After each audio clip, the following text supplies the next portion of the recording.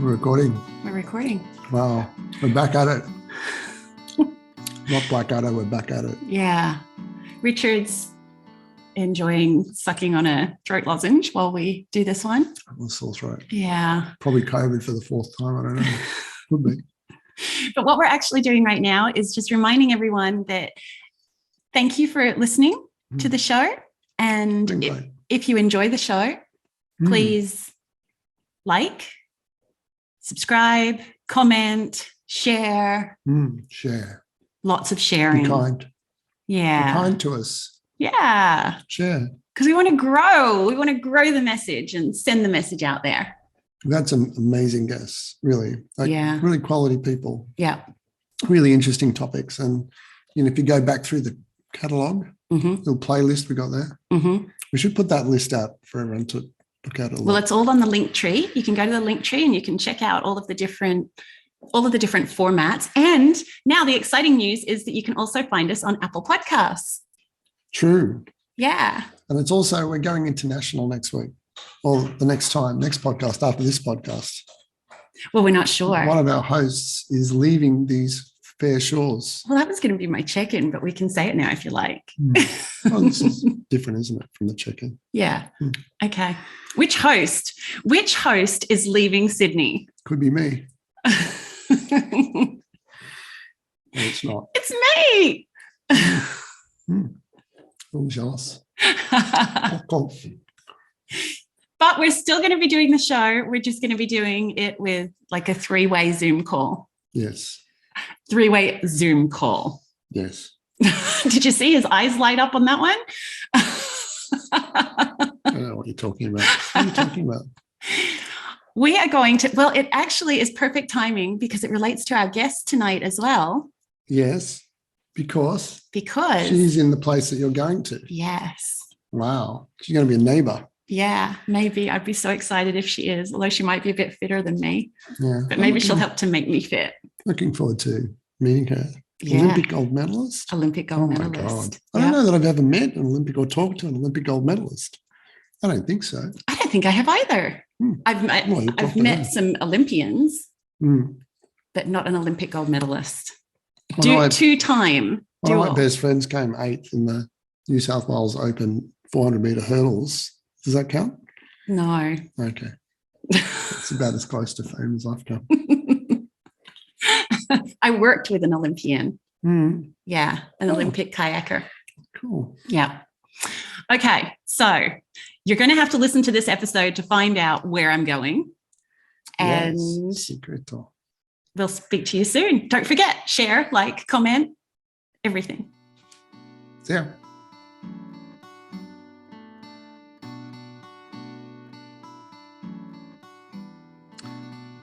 Welcome to Voices to Dream. Very excited about our guest today. You have to introduce yourself as well. Yeah, okay, I'll do that. I'll get to that. Okay. But I thought I'm so excited about the guest. I know. That I've forgot myself. It's amazing. Like I was telling you, the best athlete I've ever met was the guy who came 8th in the New South Wales Open under 20s hurdles, 400 meters. And now I'm about to introduce an Olympic twice gold medalist. Just incredible. So, but also apparently an amazing woman. Amazing. And again, you know more about Pauline than I do. I know. And I'm Richard Harris and you're Suzanne Mann. Yeah. And we are Voices to Dream. Yeah. And so, tell us more. So we wanted to welcome, oh my goodness. I just said to Richard, I'm a bit of a fangirl because, okay, I've got to tell the story. Yeah. I've got to tell the story. I went on a holiday to the Bahamas a few months ago.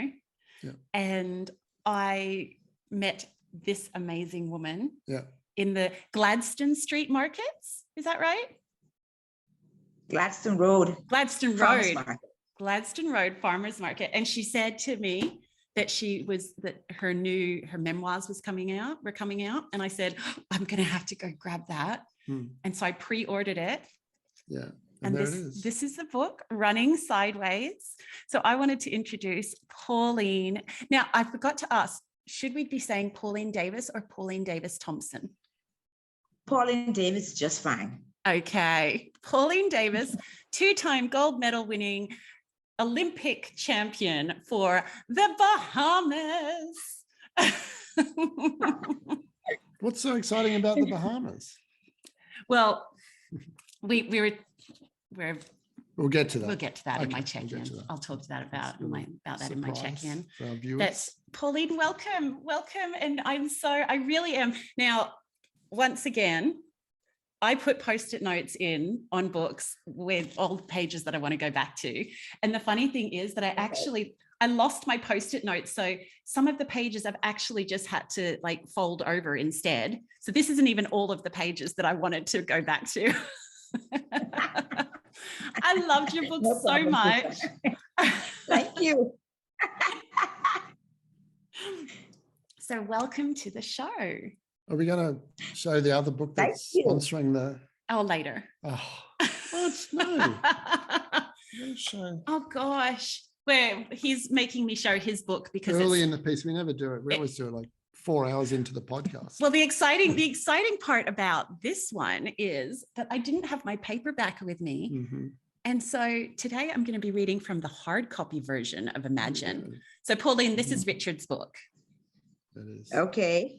And so we're going to be reading a little bit from this later in the show because it's all about a beautiful world. What the world would be if everyone was compassionate. Can you imagine? It would be a very beautiful world. Such a beautiful world. Yes, easy to live in. Such a gorgeous world. So we're going to talk about that. Now, should we do check-in first? Yeah, let's do that. So Pauline, we start each show by just doing a bit of a check-in, just to see how how each person's feeling at that point in time. So we'll start with me, I guess. We'll start with Richard so that you understand what we mean by Richard. How are you checking in today? Well, I'm actually feeling very perky, but I think it's the 3 cough lozenges I've just had, and I've had a bit of a hit. I think a little boost to my mood. Right, very good. So yeah, I'm good. But yeah, I was a big long start to the week, Monday, Tuesday, Wednesday. But yeah, I'm good. I'm really glad to be here. I'm very excited to be talking to Pauline and yourself. So yeah, it's cool. And back in the country. Oh yeah. He's just been on like a however many week holiday in Europe, Pauline. It was only 11. Okay. An 11-week holiday in Europe. Oh wow. What countries? Portugal and Spain and France. Yeah. It was lovely. It was wonderful. Yeah. So it was very good. It was very fun. So we want to, we've got to do check-in. Yeah. Okay. Well, how am I checking in? Yeah, go on. I am checking in. How are you checking in, Suzanne? I'm checking in very well because I am so excited to be speaking to Pauline, but also I have actually been quite a mixed bag of emotions lately because in about 15 days now, I'm leaving the country. Yeah. And I'm going to be moving to the Bahamas.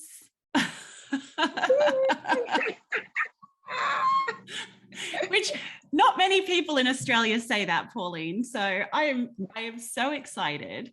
Also because the weather at the moment here has been so dreadful. It's been raining and cold and just raining forever.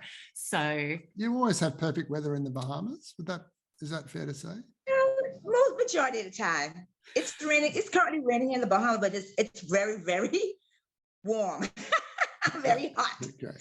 As I would say, yes. See, I love that. I love that. So I'm checking in very well. You're ready to go. Very busy. Yeah, very busy. But I'm sad because I'm leaving friends and family. But I'm really excited about leaving podcasters. I'm leaving podcasters, but we'll be able to do the Zoom in other ways. What are we doing? Pauline, how are you checking in? Now, can we just say, what time is it over there as well? It is 6:18 a.m. in the morning here in the Bahamas. Right now, the sun is not up yet. Not sure if the sun is going to come up. It rained, not yesterday, but the day before. But you know, when it rains in the Bahamas, it's like, it's hot. It's not cold. The rain is not cold at all. So I'm just excited to have the special breath this morning, because there's some person that didn't wake up this morning where I'm up and I'm speaking to my friends in Australia, the place that I won my 2 Olympic gold medals. Oh my goodness, wow. So it's a good morning. Oh, Fantastic. Beautiful. Beautiful. I'm so glad. So, Pauline, I'm going to ask you a few little questions. Like, if you could just tell us a little bit about how you are you. I mean, to be an Olympic champion is just an incredible thing. Like, give us a little bit of a sense of how you became that Pauline. So, growing up here in the Bahamas, I grew up in what we would call the ghetto. I grew up in an area called Town. And as a little girl, we had a lot of freedom to roam the streets. From sunrise to sunset, the only difference is we have to get home before the sunset, or else we're going to get a whooping. Yeah. And so we would roam the streets of Town and also Grantstown, wherever we leave from home, and we go pick fruits like mangoes and sugar apple and tambourines and things like that. Yeah. And so basically I had the freedom to just roam the streets. Yeah. And the neighbors were like my mommy and my daddy. Yeah. Because they took care of all of the kids. You know all of your neighbors, they love you. And if you did anything wrong, they're going to spank you. And you dare not go home and tell your parents you got spanked, because you get another spanking. And you get a spank with a thing called a tampon switch. Susan, when you come, I'm going to show you the tampon tree. This might help your kids. As long as you don't spank me with it. This might help your kids. Yeah, maybe I'll spank my kids with it. Listen, is it still allowed? What happened is when you did wrong, your parents will send you to go get a tampon switch. And so that was the only time that I would not run. I would take my time and walk to the tree. I'll get to the tree and I look at the tree and I try to figure out, okay, which branch of this tree am I going to pick? You don't want to pick a small one. You don't want to pick a big one. You have to pick one in between, or else your parents is going to send you to go get one, or they go get it themselves.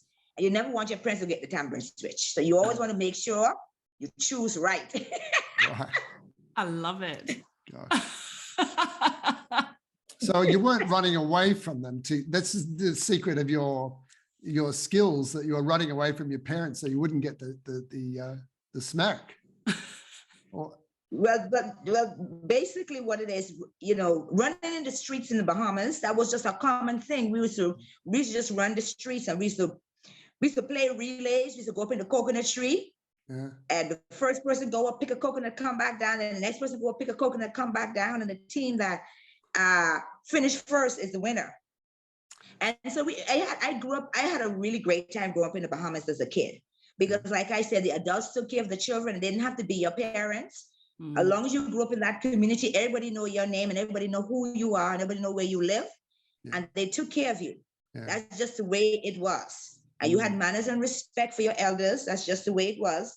And you dare not be rude, or else, like I said, they're going to spank you. All right. And then they're going to tell their parents they had to spank you, and you're going to get a second whooping. We call it whooping here in the Bahamas. Yeah. I love it. Another word we use, we call cut ass. You'll get a good cut ass with that tampon switch. And so, like, when did you realize that you could run? Like, I remember I wasn't a bad runner.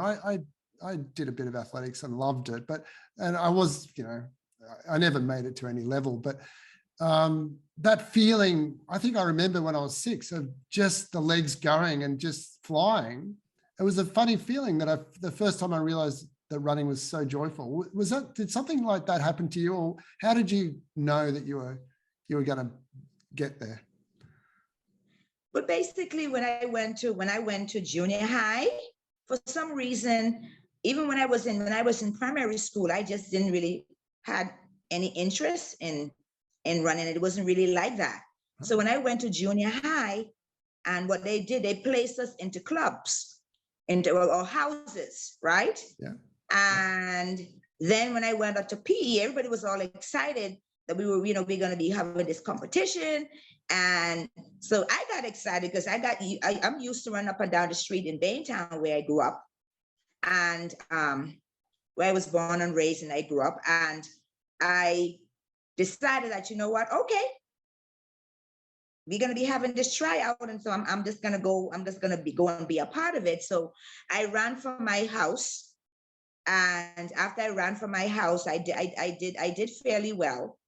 Yeah. But then I won my event, but they put you in based on your age, right? Yeah.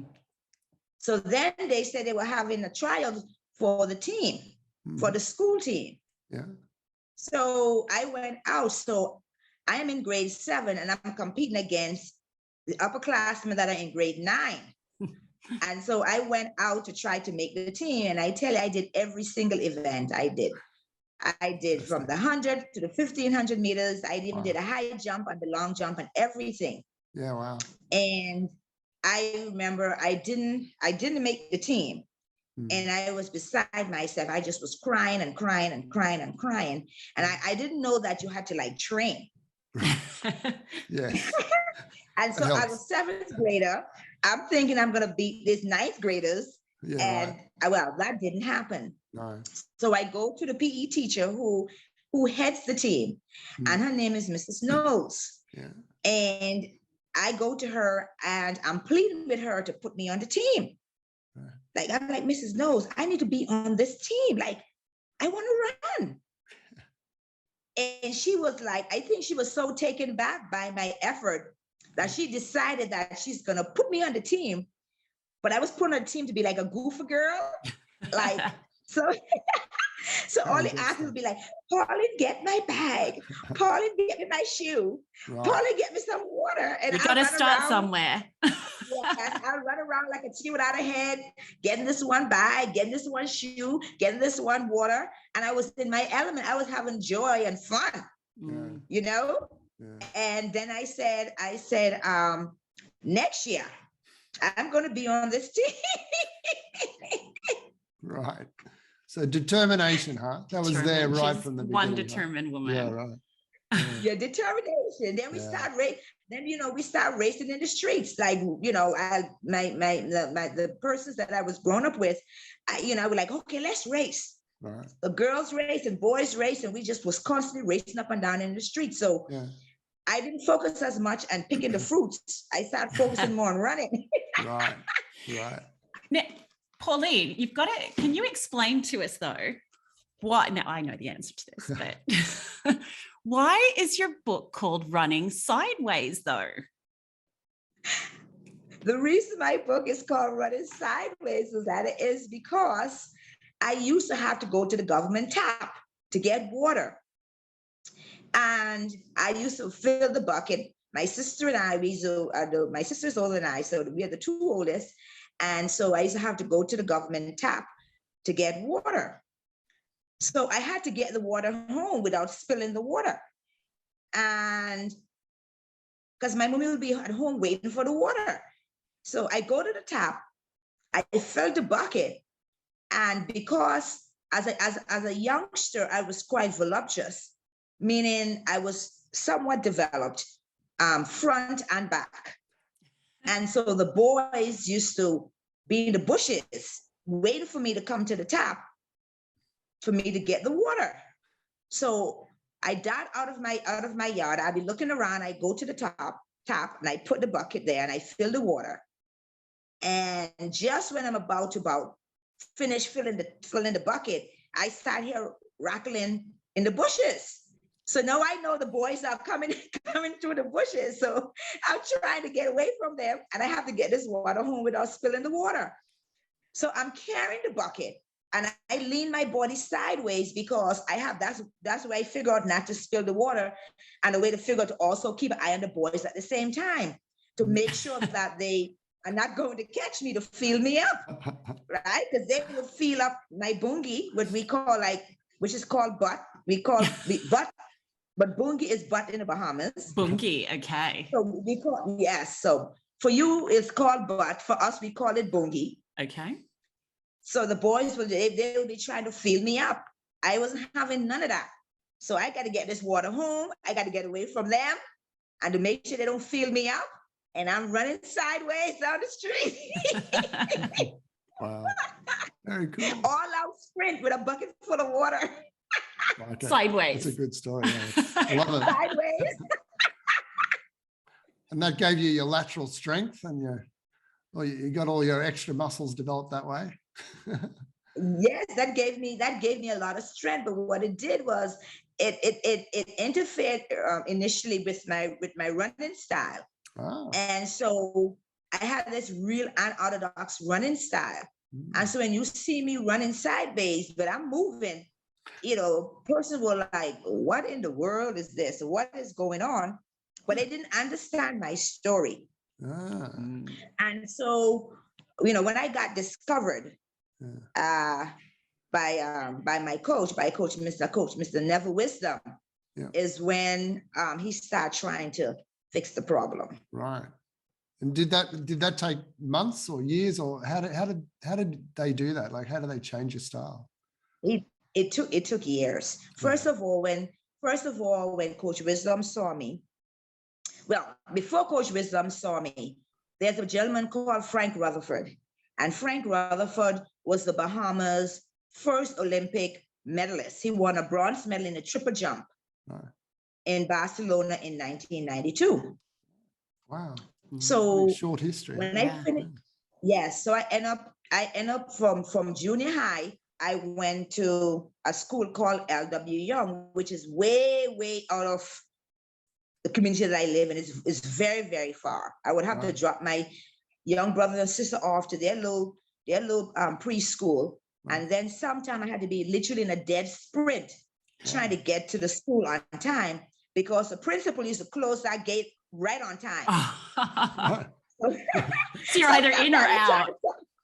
Yes. And if you're out, that means you're late. It's going to be a problem. So sometimes I'm like literally sprinting and he's closing the gate and I just kind of slip on and slide.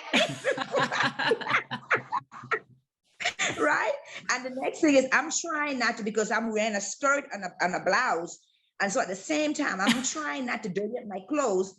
So sometimes I have to cut through bushes too to get to school on time. Yeah. It's like back then you just kind of knew how to cut through the bushes and how to do what you had to do to go to where you had to go. That's just the way it was, because the Bahamas was a place that had a lot of bush. It didn't have a whole lot of roads. Yeah. But you knew how to get to where you had to go through the bushes. And so they had like, again, just like they had at DW Davis, they had house sport. And so I went to compete for the house sports in the back of the school. And the back of the school, it has a lot of rocks. So I'm literally running barefoot on these rocks in my uniform, in my blouse and my skirt, because I don't have anything else. And I'm sprinting barefoot. And so Frank Rutherford saw me. In the meantime, I went and competed at this meet at St. Augustine's College. And Coach Wisdom had a track club. And he had a young lady called Eldis Clark. And Eldis Clark is one of my Golden Girls sisters on the Golden Girls and our Olympic 4x1 gold medal winning team. Wow. And so Coach Wisdom is watching this grainy video and he sees me running. And he is like in shock, like, what in the world is this? And of course, I'm running sideways. But Coach Wisdom can see, Coach Wisdom can see my gift. Yeah. And he starts showing this video at his track club meetings. And at the same time, so Frank Rutherford was at one of those meetings. And Frank Rutherford told him that he knew me, that I go to his school. Right. So what year was this, Pauline? What year was this? Oh my gosh, this was in, I think it was like in 1980. Oh, wow. Okay. 1981. Yeah. Oh, that's right. Because you have a long career. It does not feel like it's that long ago. No. Yes, I've been running for a very long time. I ran for 28 years. Wow. Wow. Mm. At the serious level. 5 Olympics. 5 Olympics. Oh my God, that's incredible. That's like for an athlete, that's really unusual, isn't it? I mean, not many make it. Yeah, especially come from a tiny island called the Bahamas. Yeah. This is it. Which I must admit, it's terrible, but at the same time, it made me laugh because I'm like sucked in because you beat everyone, but you've got to tell everyone what the other countries were calling the Bahamas, what they refer to the Bahamas as. The pimple on the butt. What? Why is this? Because we are like a little tiny nation. Right. With not a whole lot of people. So the West Indies are a kind of a group of a whole bunch of little islands, but then the Bahamas is like a separate sort of thing altogether, isn't it? Yeah, but we are tiny. I mean, compared to some of the other islands, our population is not that big at all. Yeah. We just happen to punch way above our weight, and we just happen to believe that God lives in the Bahamas. Well, the goddess will be coming soon. There are 2 goddesses now. Well, I'm gonna jump ahead. See, this is how good the book is, because Pauline's stories, all of these stories are in the book, and they just make you laugh and like you feel the joy, because it's when you're reading it, it's like how she's talking, and it's just it's truly, in my review I wrote that it's like as if you're just having a cup of tea with Pauline and she's telling you these stories. It's fabulous. So Pauline, tell us though what happened in Sydney in the year 2000. Well, in Sydney in 2000, I came there with the whole intention of winning the Olympic gold medal. And so I got there, and of course I say, Cathy Freeman. Hello, Cathy, if you're listening. Hey, girl. Oh, I hope so. How you doing? Okay. How you doing? And so one of my very, very good friends from Australia, her name is Cathy Freeman. She's a nice lady. And I actually met Cathy. I was in Auckland, New Zealand in 1990. Right. And I saw Cathy, and I was so stunned because she looked different. So I walked up to her and I tapped her on her shoulders. And I said to her, exactly what color are you? And she looks at me stunned, like, oh, what? And I'm just smiling at her because I'm trying to figure out, because I've never seen anyone that looked like her before.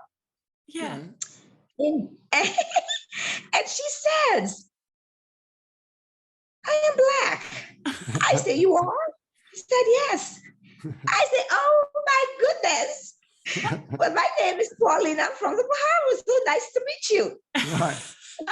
I'm Cathy. And from then, we just had this, we just had this friendship. Yeah. Cool. Yes. I love it. Anyway. She smiles like you. You know, she's got that incredible, beautiful smile. It just takes over her face. Yeah. Yes, Cathy is an amazing girl. And so of course I get to Sydney, Australia. And I knew that I was going to win this gold medal. And I got there, and of course, oh my goodness, the Australian people are the best ever. It was the best Olympic. It was my number 5 Olympics, and it was the best. Yeah. I'm talking about your volunteers was off the chain good. I mean, everyone keep talking, and no Olympics have been able to top Australia. Period. Full stop. I mean, very well you done. guys are the best. You were the best. You took such good care of us athletes and officials. I mean, so I got there. Of course, I ran. I got to the final. Yeah. And where were you ranked in the final, like in time-wise? Time-wise, okay. I finished in the Olympic final. I actually finished second. Oh no, I mean before you went into the final. We won't spoil it, but when you're going in the semi-final, I was coming out. Yes, I was number 1 rank coming out of the semi-final. I had run the fastest time. Fantastic. Yeah. Wow. But then But then it doesn't make sense. You just said you came second. No. Yes. So I ran the fastest time. I came second in the final. And what happened was I came second in the final, and I was in there with Marion Jones. And if you know anything about Marion Jones, you know her story. Yeah. So I remember when the drug testers came and they took us to the room to do the drug test. I was still on a high. I was still excited because in my heart and in my soul, I knew that I'm the Olympic champion. Yeah. And all I had to do was take this drug test to prove that I am the Olympic champion. Yeah. So I said with my little bouncy self, I said to the drug tester, I said, so are we going to do the blood test today? And the drug tester was like, no, we're only going to take a urine sample. And my heart just sunk to the bottom of my feet. I just, what? I said, oh my God, you mean I'm not getting my Olympic gold medal today? So it was that obvious. Like it was just so obvious that, yeah. Of course. Yeah. I knew that I was the Olympic champion. How sad, how sad is that? I just knew that I was. Yeah. And I was gutted. You know, once like I said, I was still on a high when I got into the drug testing area, because I was like, okay, when they do this blood test, I'm going to get this Olympic gold medal. Yeah. And that didn't happen. They just did a urine test. Yeah. And I remember Marion Jones' coach was there. And I remember he looked at me and I looked back at him and I gave him the most nasty look you could ever get. Fair enough. And that is how that went down. And so I was gutted. I was truly gutted because I was like, oh my God, I'd worked so hard for so long. So this was before the other race with the before, okay. Yeah. Yes, before the 4x1. Right. I was like, oh my God, I'd worked so hard for so long to get to this point. I did it so honestly, I did it so fairly. I mean, many times I fell down, but I brushed myself off and I kept pushing because I just believed, you know, and persons back here in the Bahamas would laugh at me when I said I was going to win this Olympic gold medal. They'd be like, go sit your little self down. You're not going to win an Olympic gold medal. And, You're not questioned, Pauline. How close did you come before in the other Olympics? Yeah, you know, I was just, you know, I'm a very, very determined young woman. I run through a wall if I have to. And I just knew in my heart and in my soul that, and I think part of the reason why some of my fellow Bahamians, some of the coaches that was, you know, they weren't my coaches, but they were around because I'm training at the track and everything. They were a bit negative. Right. You know, telling me you're talking foolishness. You're not going to win an Olympic gold medal. So I just decided that I'm just not going to share my dreams with just any and anybody. I'm just going to keep my mouth shut. I will keep my head down and I'm going to continue to work because I am going to get this Olympic gold medal. By the hook or the crook, I'm getting this Olympic gold medal. And I tell you, I was inspired by a young lady called Wilma Rudolph. We could talk a little bit more about that later. But yeah, so that is what happened in Sydney. Yeah. But as well, so do we leave it to, I don't know. Do we leave it for people to read the book to find out how Pauline actually got her second, how she got that gold medal, or maybe people need to read the book, I don't know. But also in Sydney, to hear it from I know itself. I want to hear about the 4x100. I know. So yes, tell me. Pauline still got to hear. Do you know what I loved? When I read the part in the book about how you got to hear for the first time ever the Bahamian national anthem at the Olympics, that just like, that melted my heart. I was so happy at that point in time, and I sort of went, God, it hadn't even occurred to me. I know it sounds a bit silly, but you know, that you have never heard it unless your country has won a gold medal. Yes. So in the 4x100 relay at the Sydney Olympics, first time the Bahamian national anthem has been heard at an Olympics. That's incredible. Hey? Yeah. Wow. And what a proud moment. Wow. Yeah. Are you friends with the other three girls still? Do you sort of Yeah, we're golden. We are called the Golden Girls. Yeah. And actually, that name, I'm the original one. I'm the original Golden Girl. Yeah. When I was a junior, I went to Barbados, and I won four Olympic gold medals. I won four Olympic gold medals. I won the 100, the 200, the 400, and the long jump.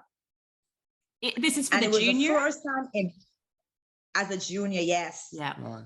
And it was the first time in history that anyone has ever done that, junior or senior level. Wow. And so they called me the Golden Girl. Yeah. So I left Barbados on a high, being an athlete who won 4 gold medals in the history of that junior event. Yeah.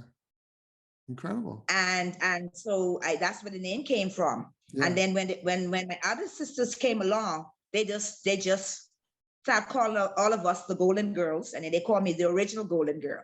And were you up there amongst the favorites to win that gold medal as the relay team? Was that part of the plan? Yes. Yes, we were among the favorites, because in the year before at the World Championship, we won the gold medal. Right. We won the World Championship gold medal. Wow. The American says it was a fluke and that we weren't going to win it again. Right. Yes, they say, oh yeah, you pimple on the butt. It was a fluke that y'all won that gold medal. They said that Marion Jones was missing, and that next year it ain't gonna be the same type of party, meaning the Olympics. Right. Right. Right. Wow. But what happened years prior to that? I dreamt that we were going to win this gold medal. Yeah. And I convinced my other Golden Girl sisters that we were going to win this gold medal. Wow. It wasn't easy at first. I had to go through my big sister, LD Clark, who knows my personality well and who I grew up with, because we were rivals, but we were in the same track club, coached by the same coach, went to the same high school. Yeah. Because at this stage now, I transferred from LWN to the government high school, which was the #1 school in the Bahamas. Right.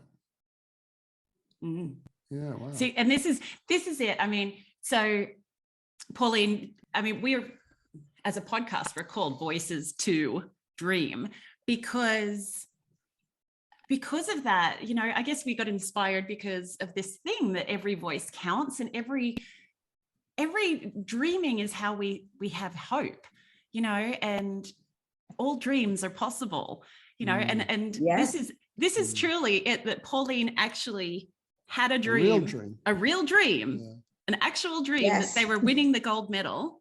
And so she went and she could see who these people were, and she found these women and she said, we are going to win a gold medal. We've just got to do it. Amazing.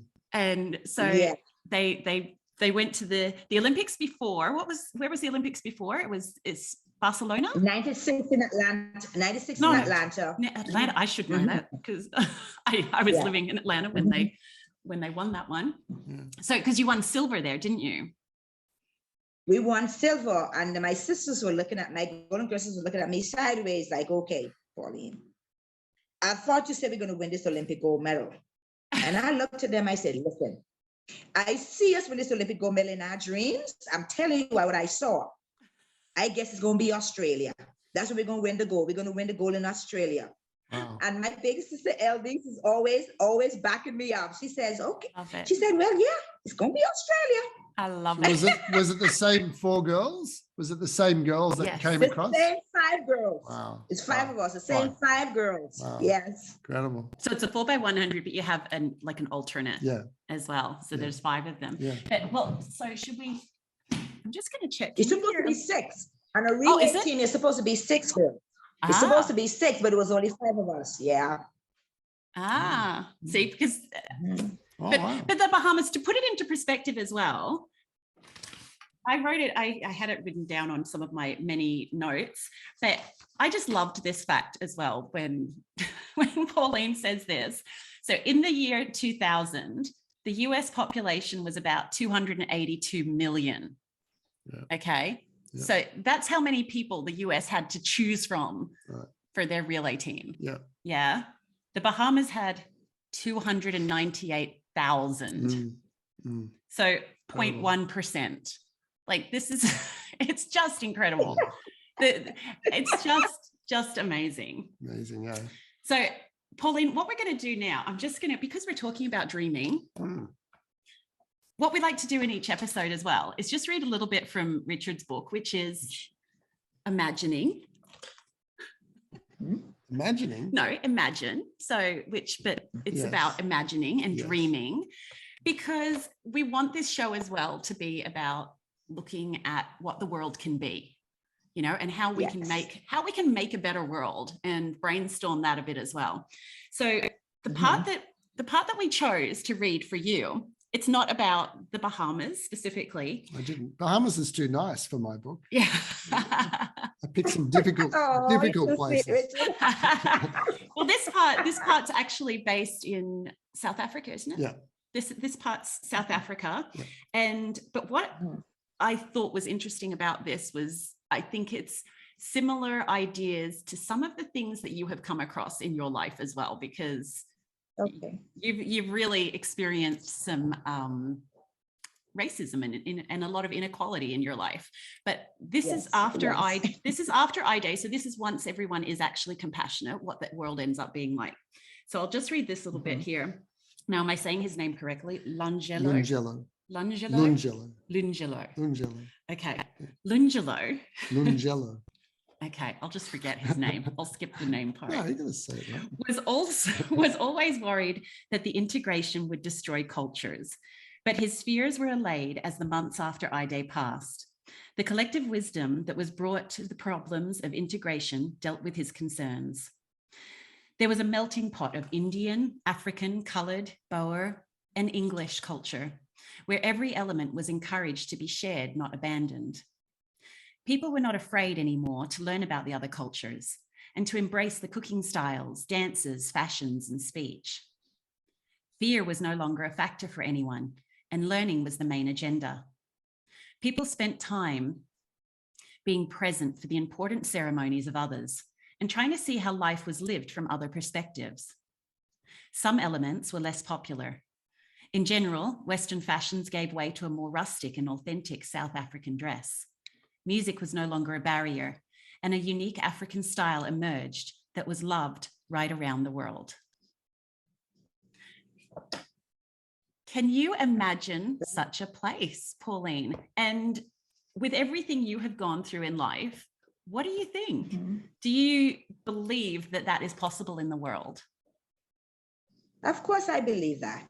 God created all of us. Yeah. We all have the same Father. We all have the same Heavenly Father.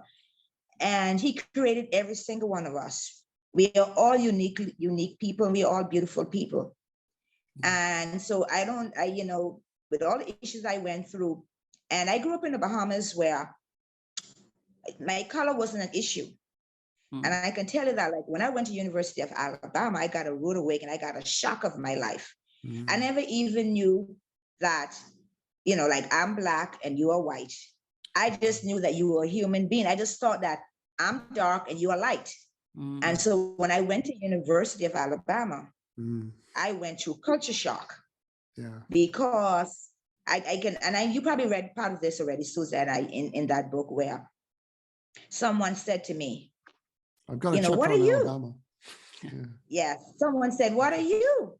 So I smiled and I said, I am Bahamian. So the person says, why do you say you're a Bahamian? I said, because I am. So I said, I'm Bahamian and you're an American. So the person said, so why don't you say that you are Black? You are Black and you're a nigger. And I was like, like there with headlights on. And I was like, what? And I just was, I was like in complete shock, because I just never thought of it like that. I just never saw color. I just saw people. Yeah. And I just thought, okay, I'm dark, they're light, we're all human beings. I get 2 arms, they get 2 arms, I get 2 legs, they get 2 legs, they get nose, they get eyes, they get lips, they get ears. We're human beings. And like I said, in the Bahamas, like when you would fill out a form, it would just say Bahamian and non-Bahamian, Yeah. you know? And so going to America to university was like a culture shock beyond measure. I just, how did you, when I first started, I was like a bucket of tears because I couldn't understand. I couldn't comprehend what was happening. gosh. And the funny thing is, my younger sisters and brother, their godparents are white. And they were like my godparents too. Because, you know, the way it happens, if your godparents, the one child or whatever, you know, the godparents take care of everybody. Yeah. And so, and their white godparents were Americans. And so when they would travel to America, they would bring us all back things, you know? And like, you know, we'll go to their house. They lived in the West, in Cable Beach. We'll really love beach. And we'll go to their house, swim in the pool, you know, spend the day there. And they never showed us anything, you know? They'll hug us and talk to us. And so I just grew up oblivious to the fact that I'm Black and say you are white. Yeah. It just did not happen. Yeah. And I remember I was taking sociology 101 and as a freshman, and they were showing a lot of these videos with all of this type of stuff. And I was a bucket of tears every Monday, Wednesday, and Friday in this class. I would be crying my eyes out. And finally the professor was like, she said, Pauline, when we were getting ready to leave, she says, Pauline, I want to talk to you. And so I waited for everybody to leave. And then she came and she sat down and she held my hands and she started talking to me. And she says, I can tell that you are not used to this. I can every time you come to this class, you're a bucket of tears and you're crying uncontrollably. And she says, I'm so sorry that this is so traumatic for you. And she said to me, I think the best thing for you to do is that you need to drop this class. I will give you a WP, which is, you know, withdraw passing, because I can't sit here every Monday, Wednesday, and Friday and just watch this with you. And then I was like, I just don't understand why people are so cruel. Why are they so cruel? God made all God's children. I just don't get it. I just don't understand.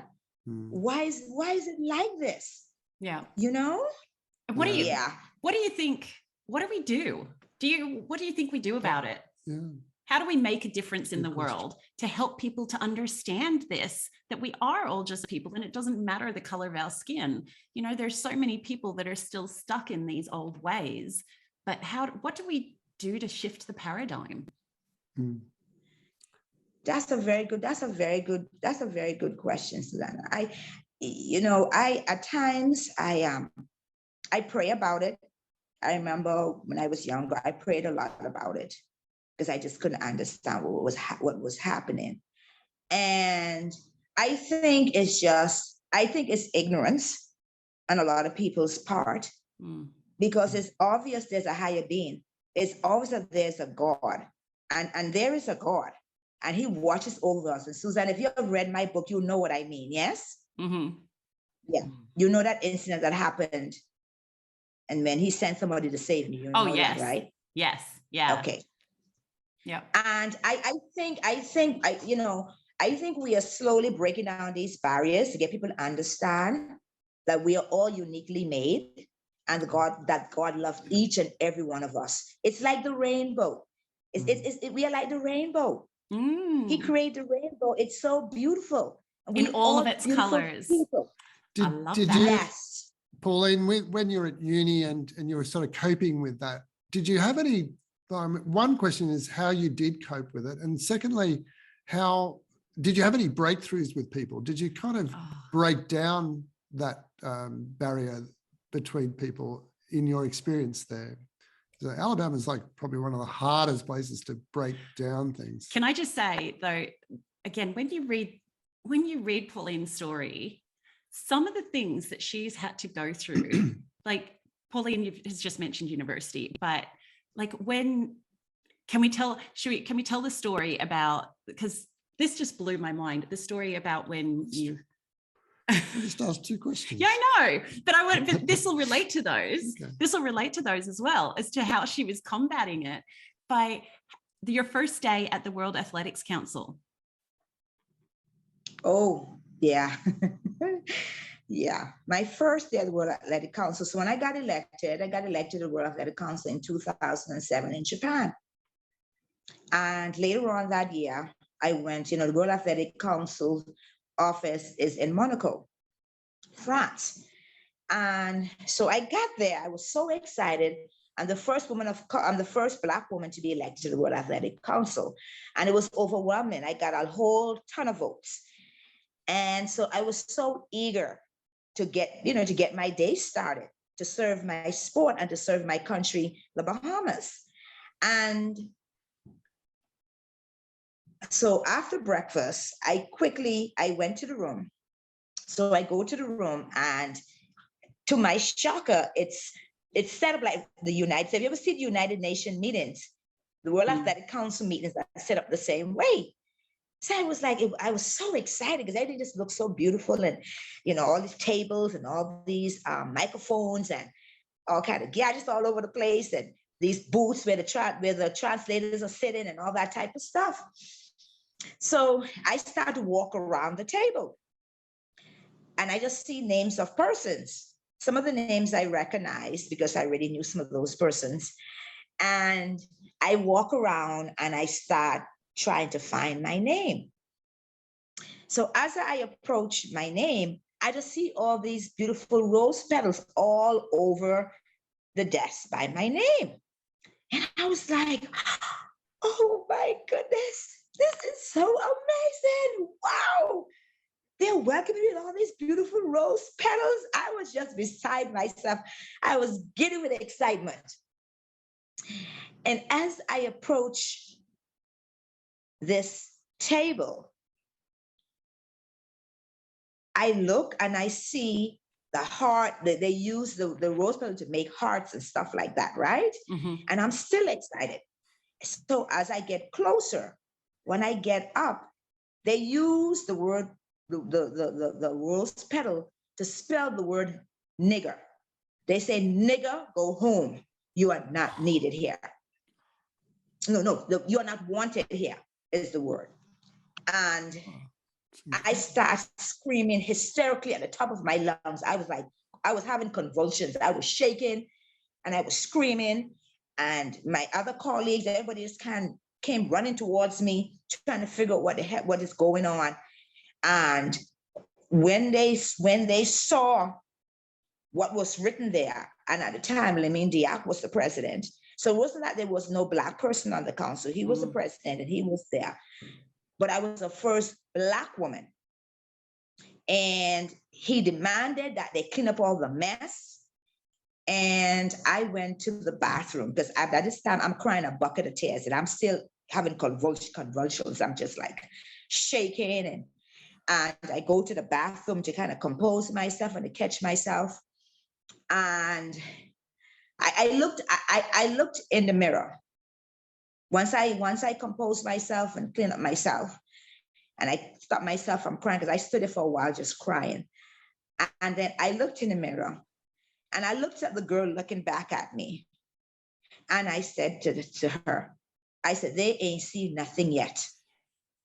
And I decided at that moment that I am going to make sure to leave this door wide open for the next Black woman to walk through. Or anyone who's been marginalized. I'm going to make sure I'm going to perform to the best of my ability. And I'm an athlete, and they don't mess with the wrong one. They think I just locked up and win those Olympic gold medals. That's what they think I did. I just locked up. Well, we'll just wait. Wait till they see me, and wait till these meetings start and I start performing. And that's exactly what happened. Right. I went there and I performed. And as I say, I'm the first woman of color or Black woman to be on that council. And now I am a honorary lifetime World Athletic Council woman. Wow. I'm the second female to ever receive this prestigious award, and I'm the only living one. Wow. And there's only a handful of us, and I'm the youngest ever, male or female. Yay! How cool is Look at me she? now. Well, yeah, amazing.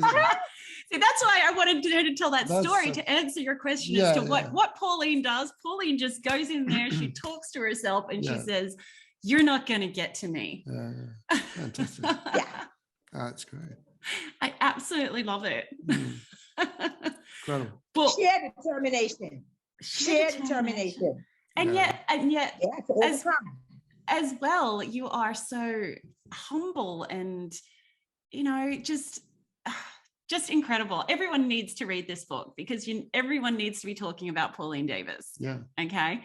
Now, what about, so Pauline, what message would you give to people, to our listeners today, as to what they can do to help make their own lives and the lives and the world a better place? What's your message, or what message do you want to pass on to the world? I want to say we need a lot more love. We can overcome whatever barriers you think that we face. And we have to understand again that God is real. He is so real. I know that he's real.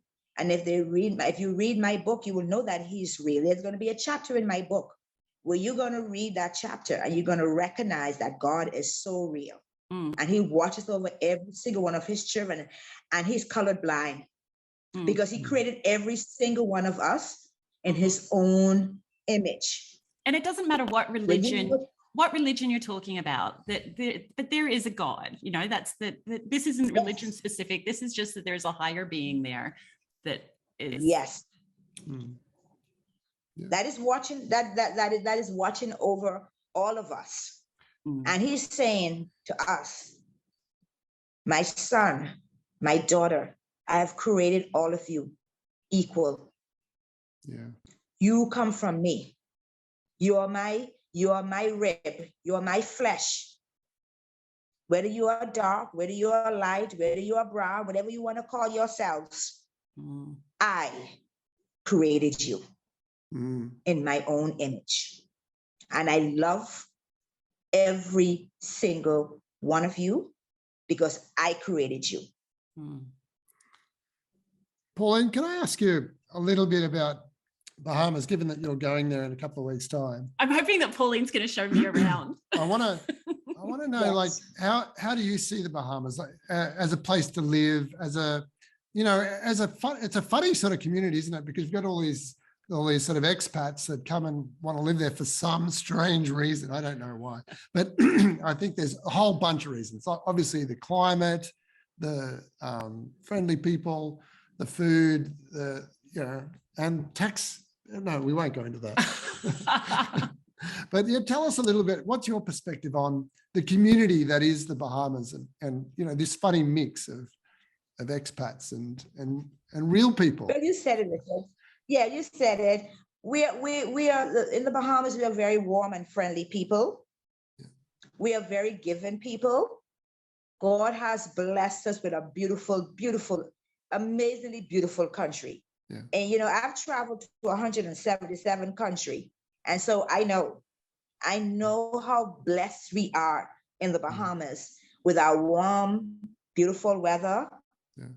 Our crystal blue waters that of my friend Gwen Torrance, who's an Olympic champion, American Olympic champion herself, said Bahamas. She calls me Bahama.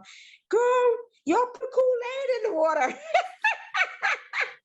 It's like, no, we didn't put Kool-Aid in the water. That is how God created the Bahamas.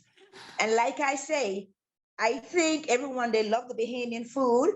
They love the fact that we are so warm, that we are so friendly. We just walk up to you. Hi, how you doing? Can we help you? Do you need anything? And we go above and beyond to make sure that our guests are happy and that they enjoy their time here in the Bahamas. And then, like I said earlier in this podcast, God lives in the Bahamas. Fair enough. Well, that explains it a bit more. Why you leaving these beautiful shores. I know. I am so. I am so excited for the adventure, and it's true what you've just said, Pauline. Because I mean, no one could believe it, but by the time I came back after 1 week in the Bahamas, I'd already made about 5 friends. But I do tend to, although it's like with you, as soon as I meet someone, I was like, can I have your phone number? Can I be your friend? In the Bahamas, we just that, and we are a country built on Christian principles. And so we really truly do. We believe in God. Yeah. We believe in a higher being. We really believe in God, because our nation was built on Christian principle. Yeah, it's beautiful. And I actually just the other day listened to the Bahamian national anthem, and I love it. And the words are beautiful as well. So I recommend people listen to that, because once I listened to it, I went, wow, this is what, this is what I'm going for as well. So beautiful national anthem as well. Yeah, cool. So, do you want to? Well, what we need to know, I think, Pauline, you've obviously written this fascinating book. Suzanne's recommending it thoroughly, and it just sounds fantastic. A great read. And wow, to hear your story personally is just such an honor too. Thank you so much for being with us. Tell us how we can find you. Tell us about the book. What are you working on? What are you doing in life? Where are you going? Well, basically, the book is on Amazon, everyone. You could order the book off of Amazon. I'm not sure how fast you get it in Australia. Susan probably could attest to that. It took a few weeks, but it came. Running sideways. Running sideways. And that's me on that. That's my Alabama uniform actually on that cover. They just removed the word Alabama. Yeah. And I was in Provo, Utah competing. People ask me, is that really you running? Yes, that was called my Field of Dreams. It's beautiful. It's so beautiful, isn't it? Fantastic cover. Yeah, it's very real. Yeah. That was right behind the stadium in Provo, Utah. You look pretty fit, Pauline. You still look pretty fit. I know, she's so fit. Yeah. Well, I'm going to be celebrating my birthday on Saturday, on July the 9th. So I call myself an Independence baby. Our Independence is July the 10th. Oh, right. Okay. Nice. And yeah. So we can get the book, the book's on Amazon. And if people want to stay in touch with you and what you're doing, where can they find out about you? Like on... Well, definitely. I'm on Facebook. I'm on Twitter, and I'm on Instagram, and I'm Facebook. They could just always send me a Facebook note to let me know how they enjoy the book, and then they can also please go on Amazon and give me a book review. Yes. I would really love that. And Australia is one of the places I really love. I absolutely love the people of Australia. Like I said earlier in this podcast, it was the best Olympic ever. And I'm not the only one who feels that way. Hands down. Yeah, you guys do it. You do it the best. It was a great couple of weeks. I remember it so well. It was just amazing. I know. We even loved it. I saw a lot of the events. It was incredible. Yeah. Loved it. Yeah. Fantastic. Yeah. And what are you up to now, Pauline? Well, now I work for the Ministry of Youth, Sports, and I work for tourism actually for 20 years. I am now at the Ministry of Youth, Sports and Culture, where I work with a lot of I work with youths and different organizations. And I'm at the Glaston Road Farmers Market. I do natural smoothies and juices. It's actually what I use, Susanna, to win my 2 Olympic gold medals. and how I got that way, I normally I blend my vegetables. It's not easy for me just to eat my vegetables like that. So I figured a way how to eat it. So I drink it. I blend it and I drink it. And that's kind of how I was able to come up with these formulas for all these different smoothies and all these different juices. And this could be the best reason to go to the Bahamas. Yeah, I know. This could get me there. smoothies. to try Pauline smoothies. I recommend them. Yes. You've had it, Susan. You loved it, I have. right? I loved it. Listen, the only thing now is I'm trying to find a preservative for it. I have to put a little bit of preservative inside of it so I could put it in the stores. I could even send it to Australia and all. But a lot of my customers, they love it the natural way like that. But in order for me to put it in the store, I'll have to put a little bit of preservative in it in order so that it will last long on the shelf. So if anyone knows a good preservative I can use, hit me up on Facebook. I'm sure I try to do it on the stove where I try to cook it, boil it at a high temperature. Yeah. But when I do that, you can actually taste the green. What my customer love about it is that they're drinking it, but they cannot taste the green. And it's very good and healthy for them. So I just have to figure, I want to get it around the world. I want to get it in the stores. I actually had it in the stores in the Bahamas, I actually had it in the stores in the Bahamas a couple of years ago, but I had to take it out of the store because, like I say, it's natural. It don't last as long inside of, if I freeze it. If I freeze it, it lasts a very, very long time. But my customers, they want to walk into the store, pick it up, and drink it immediately. They don't want to wait for it to thaw out. Yeah. Okay. So I'm working. So any chemists out there who knows? I might know an industrial chemist. I might know an industrial chemist. Yeah. Okay, Susan, hook your girl up. I'll see what I can do there. Okay. It's one of the best. I can hold your feet to the fire on that one, Susan. I'll see what I can do there. Oh, that's fabulous. That's fabulous. Oh, Pauline, it has been such a pleasure to speak to you. I truly could. I know we say this all the time, but I could speak to you for hours. I'm sure you will. I know. That's why I'm moving there, just so I can speak to Pauline more as well. You're moving here, Susanna, because the Bahamians, we are very warm and friendly. I mean, we met and look at that. We are friends now. That's how quick it happens, And it seems as if I've been knowing you all my life. I know. I love it. Thank you so much. Thank you for waking up, which for us would be early, but for Pauline is actually late because she gets up at 4 a.m. every morning. So a 6 a.m. call is fine. Yes. Thank you so much for spending this time with us. Yeah, I thank you so much for the both of you hosting me. And I so much appreciate it. And I want to say hello to everyone around the world, but a special hello to my friends in Australia. Oh my gosh, I can't wait to get back there. I understand you guys are gonna be bidding for something not a major event. I am coming. Oh, fabulous. Come on. I'm pulling for you, Australia. All of our listeners, wherever you are from, we need to show Pauline some love.